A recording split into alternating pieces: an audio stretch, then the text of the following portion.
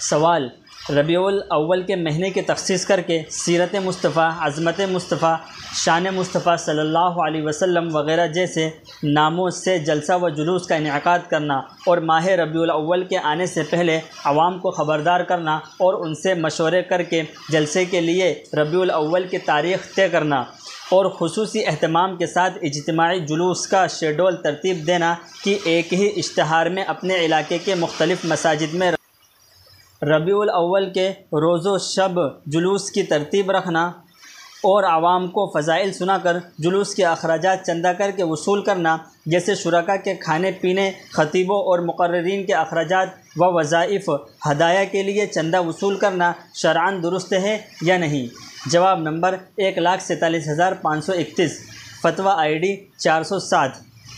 حضرت صلی اللہ علیہ وسلم سے سچی محبت رکھنا ہر مومن کے لیے لازم ہے، لیکن سچی محبت اسی وقت ہو سکتی ہے جب کہ وہ شرعی اصولوں سے نہ ٹکراتی ہو۔ اس میں شبہ نہیں کہ رسول اللہ صلی اللہ علیہ وسلم کی ولادت مبارکہ تمام لوگوں کے لیے رحمت و سعادت کا ذریعہ ہے، اور حضور صلی اللہ علیہ وسلم کی سیرت و احوال، فضائل و مناقب اور حیات طیبہ کے مختلف گوشوں پر بیان و تقریر کرنا کار ثواب ہے، لیکن یہ اسی وقت ہے جب کہ سنت و شریعت کے مطابق ہو۔ 12 ربیع الاول کی تاریخ کو خاص کر کے میلاد النبی صلی اللہ علیہ وسلم کے عنوان جشن و تہوار منانا،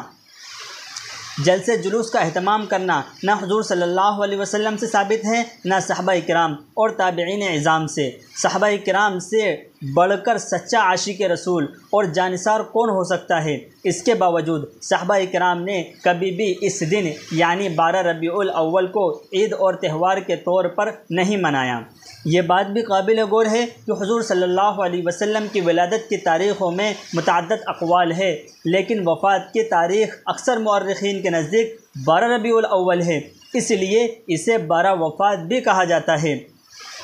تو ذرا ٹھنڈے دل سے غور کریں کہ اس امت کے لیے رسول اللہ صلی اللہ علیہ وسلم کے دنیا سے پردہ فرمانے سے بڑا المناک سانحہ اور کیا ہو سکتا ہے؟ اس المناک حادثے کے دن کو عید اور خوشی کا دن قرار دینا اور ایک دوسرے کو مبارکباد دینا، نئے کپڑے پہننا، خوشبو لگانا وغیرہ کسی سچے اور محب رسول صلی اللہ علیہ وسلم کو کیسے گوارا ہو سکتا ہے؟ لہٰذا اس معین تاریخ کو جشن میلاد النبی کے طور پر منانا